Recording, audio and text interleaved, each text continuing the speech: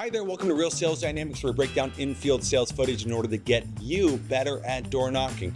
Today, we're going to be doing things a little bit different, which is reacting to your guys' videos. There's a lot of people out there who totally aren't copying us at all, who are filming people who are door knocking. I've been seeing some great approaches, and some things are going to need a little bit of work, so let's get through it. So first video. I don't want no solar.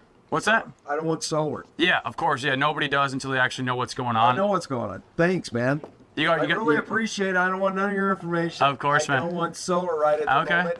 I know when I want to get it and when I'm going to get it. I was going to say, you got like a windowsill thing there. Yeah, that's just a thing. Yeah, and we saw the Prius and thought you might be a good fit. I mean... Well, you know, one of these days I will be, but right at the moment I'm not. Yeah, but yeah, man, I think, you know... First off, in the approach, I like how a guy's coming out in a really hostile manner, and he's just being chill. Make a quick joke about the fact that the guy literally already has solar at his house, and he's driving a Prius, which means in a lot of cases, this guy probably cares about the environment. So what he's going to do here, we're going to hope he's going to do, is try to pull out the objections, figure out through the smoke screens what the actual objections are. People that are putting it on are hitting the lottery, and it sounds like you know a lot about it. I mean, you seem like a technology guy. You would own the system, just like you own your house, and you don't pay anything out of pocket, and the fixed amount stays there versus... So a great thing that he's doing is he's complimenting the guy in an odd way in order to get the guy to listen a bit more. I do this often where I go, smart people ask me these questions, or you seem like a pretty smart guy, so I don't have to tell you everything. In his case, it's you seem like a technology guy, right? Therefore, this, and this. That's going to get that person significantly more receptive to what they're saying. The APS going up and up and up every single year, every single month, however they like to do it. I mean, I always like to ask people, why'd you choose APS when you moved in? And nobody really had a choice. They're a monopoly, right? So with that, they can dictate the cost of energy. It keeps going up and up and up and up. It's kind of ridiculous. So this is a neighborhood. So obviously he's kind of skipping ahead into the closing portion and everything else. So we're going to go through that as well. So one of the things though that kind of annoys me is when people say, I ask a lot of people this question and this is their answer. I'd much rather you actually just ask the question, right? Actually ask the question of the person instead of just trying to be meta about it in the conversation. But obviously it's getting them to the sale. So let's see how it goes. Average about 164. Do you know if you guys pay more or less of the same? They'll write the same. Okay, let's just pretend this is you. Let's make this easy. So I'd take you from 164. I'm not going to sit here and tell you, I'm going to save you 50%, brother. We're not in California, okay? The reason people are doing it is for the power ownership and having a fixed bill that never goes up. So 164 gets slashed down to about 10 bucks a month. And then you got the 159. This stays fixed. So really, really smart. He's demonstrating two things here. One is he's saying, those other guys are going to promise you 50%. I'm not going to lie to you. I'm going to be transparent with you, right? And then he states, we're not in California. So what he's demonstrating to them is that he knows nationally what's going on with utilities, which demonstrates that he's an expert in the situation, and he's proactively preventing objections from moving forward. He's literally stating, this is not about saving money today. This is about redirecting where you're spending your money versus renting it with the power lines instead actually owning your power source. So instead of the 164 being 180 in a few months, being 200, you know, in a few months after that, this stays fixed and it goes into your home equity. Isaac and I are going to be in the area tomorrow and Monday. I'm not going to be a BSer or waste your time, brother. All I would do is show you, hey, this is what you pay now. This is how much it would be to own the system. I'd drop it off for you. It would literally take 10 minutes. If we're here any longer, it's because you want us here. Cool. All right, brother. Okay. Yeah, we go on. Okay, later, guys. Peace, dude. I don't want no... Okay, so we finish up the video there. There's a couple things I'm seeing. One is he's setting the lead, not really closing it. He's just sitting down in order to set the appointment. I can't knock that. We have a lot of videos on Real Sales Dynamics where we're just showing the lead get set up. Hopefully he was able to close it. Just judging by the guy's facial expression at the end, I'm not sure if that actually sit. There's one thing I want to bring up. He's offering a loan in this situation. Nothing wrong with that. Of course, one of the major things you want to make sure though of is if you do have an elderly client, and you're going to promise ownership and tax credits and all these great things, keep in mind their tax liability, right? Some people aren't going to actually be able to get the tax credit in those situations. Again, depends on the market, different situations. Overall, I'd rate it 3 out of 5 chilies. Are you a seasoned solar closer who's not getting any leads? Or more importantly, are you a lead setter who has no one to actually close your deals? Well, on June 22nd to July 2nd, we're going to be holding a solar sales blitz in an undisclosed location in Central Florida. We're going to be getting site surveys done day of installs in just 2 weeks. On our last sales blitz, we had over 7 people make over $100,000 in just 10 days.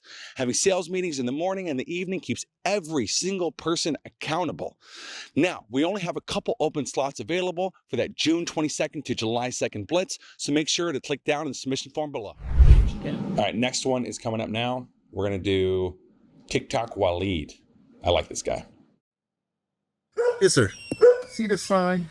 The no soliciting sign? Yeah. Yeah. I mean, I do my job out here, you know? I'm a vendor. So he's knocking a no soliciting door. Nothing wrong with that whatsoever. Presently, I'm in a sales blitz in Florida. Every single customer I've signed up so far actually had a no soliciting sign on their front door. Totally fine. Usually those people are just bad at saying no, so they're trying to keep away good business. Makes sense. It's totally okay. In this situation, though, he's not doing exactly right. If you have a no soliciting sign, turn your back away from the sign, so it's not really observable in that situation. 9 times out of 10, they won't even bring it up. But if they come on hostile, your best response is, I just needed to fill you in real quick. We're going to have our utilities trucks out here working on the power project over the course of this next couple weeks. If one of those cars is blocking you, make sure to send a text message to the number on the side. Why am I saying that? It's to get the person to go from being mad they're trying to sell them to trying to get more information. Now, if the person is still hostile right afterwards, just say something like, everybody's been really nice, you have a great day, and you jet out of there. It never makes sense to try to make a mad bear even more mad. Let's keep going with it. Here's my thing. Yes, sir. I bought a sign. I close to the sign. It literally says, we didn't ask you here. Basically, we don't want you bugging us. It's disrespectful not to respect my sign. That's number 1. Number 2, you're in a neighborhood that's no solicit. It actually says it on each end of the neighborhood as you come in. Okay. I've been here for 2 days, and I've already set up 3 neighbors. I'm on the Nextdoor app. If you've seen me on the Nextdoor app by chance. Okay, how about this? Why don't I just call the police and get you a ticket since you don't want to respectfully listen to my conversation? See, I'm actually being nice. I'm a mean person. I politely pointed you to a sign that told you shouldn't.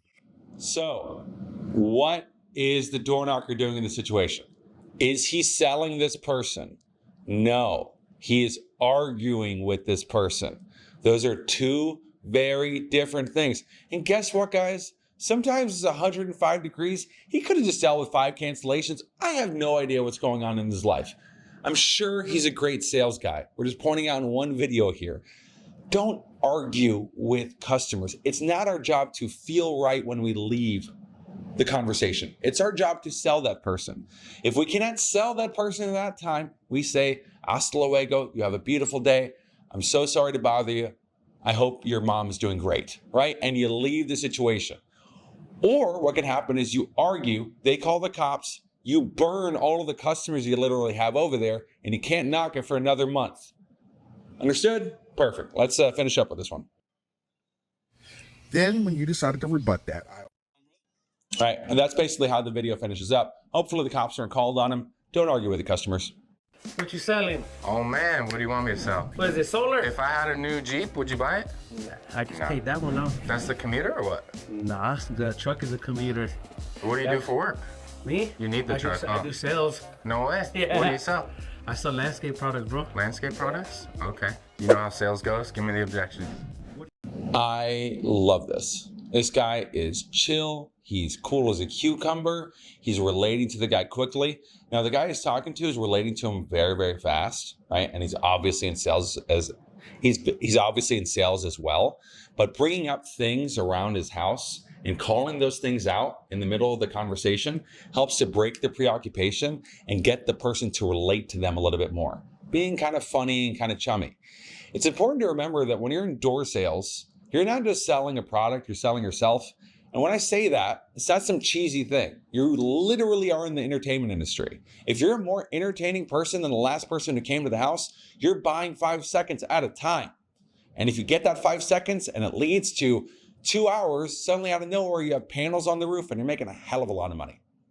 You guys send it first off. I mean, what product? What is the? So it is just solar, but we're doing true ownership, and basically the big picture we draw is how it kind of compares to TEP. What's the incentive? So one of the nice lines is he just said it is solar, right? But we're selling true ownership. What does that mean to the customer? Maybe literally nothing. But what he's doing is he's going, it's solar, but it's something different. And that different thing sounds sexier than probably the last thing you heard.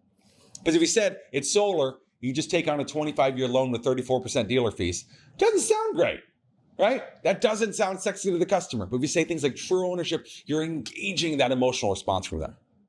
We draw this chart. It'll show you basically what you've been spending with TEP. I mean, whenever my girl comes back, 'cause she's the one that pays the light bill, bro. Yeah, Honestly. for sure. I mean, you got a card. Yeah, we do the digital cards. You got them that? Yeah. That way you could put the plan together and let me know. Because honestly, you're not the first one that came by, but. Yeah. Right? So now he's realizing it's actually the wife who is making the decisions regarding the conversation. This isn't really the decision maker in the situation. That's fine, right? That happens all the time when you're prospecting. Usually in the beginning of the day from 9 a.m. to 5 p.m., you are prospecting to figure out people to go back to later on in the day. Because a lot of times the decision makers are actually at their job, but he's building great rapport. And instead of just handing them a piece of paper, a little card, he goes digital card.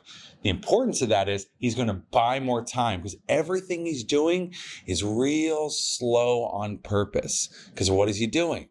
Buying 5 seconds. So, I mean, so just like I said, he's got to be the first one to actually have a digital card. Something that I could be like, okay, this is a legit junk. This guy's right here, all right? Right on. Appreciate All you, right, though. brother. Share about it. Right? He gets a little fist bump, whatever thing. Maybe he sold the deal, maybe he didn't. All I'm judging right now is the interaction. I can't see the before and an after in the situation. That's totally fine. I'd say this guy is a cool dude, whoever the hell he is. Who's this? Tycho Energy? Whoever you are, you're probably watching my videos because you're bumming off the stuff that we do. We like you. Come work for us. All right, let's see the next video. Okay, next up we have Oliver Lester, a good friend of mine. He was actually at my wedding back in July. We worked together when he was in the United States. He set for me doing solar deals. I actually ended up doing 30 sales with him as the only setter in 1 month. Right? That was literally the beginning of when we started Pacific United Power. He ended up moving back over to Canada, being a successful door knocker on YouTube, and I give him a lot of credit because he's helping out a lot of people out there. But let's see how this interaction goes. Watch this. 13 neighbors yesterday, 6 already today. We're doing this. Take one step and I'll kind of show you. Rubbing them just to scrub down the actual windows. Probably The not yet. reason everyone's getting it done, obviously my haircut does help me, but truthfully it's also because we're giving a bit of a discount for young women in turtlenecks. I didn't do it myself, so. Everyone Okay. Already, he's going with the compliment sandwich in the conversation in order to keep the person engaged. Window washing is a lot different than solar sales. In window washing, you can get that sale that one day. It's sticky, it's cheap, it's quick. Therefore, you could be a little bit more on the pushy side because you're not really dealing with cancellations as much. And it's a lot more chummy. You're not trying to sell them on the idea of a 25-year contract. You're trying to sell them on the idea of $250 to $350 sale. He has this great way, magnetism of engaging the person, flirting with literally everything, and being able to sell them that way. So overall, this is fantastic. usually does till they hear a bit of a deal. Okay, find me a deal. Okay, for the windows, it would be $299. If we can fit you in today, come down to $199. Not right now. I want to wash the house before I do anything. If we can fit you in today, we'll give you this discount. Now, is he doing a price drop with someone literally not even asking for it? Yes.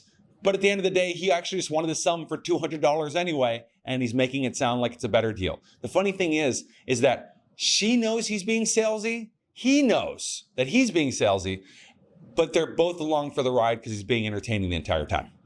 What? You mean like pressure washing? Yeah. So we actually soft scrub it. Yeah. And then obviously do the windows as well. So for the soft scrub, it would be $399 per. Okay. $399 for the home, $399 for the laneway. Okay, but you wouldn't be doing it now. That job would take a while. It would be done like tomorrow, just because we wouldn't get it finished by the end of the day. Okay. Yeah, you can do 40 for the house. Okay. My name's Oliver. It was nice to meet you. This is how to sell.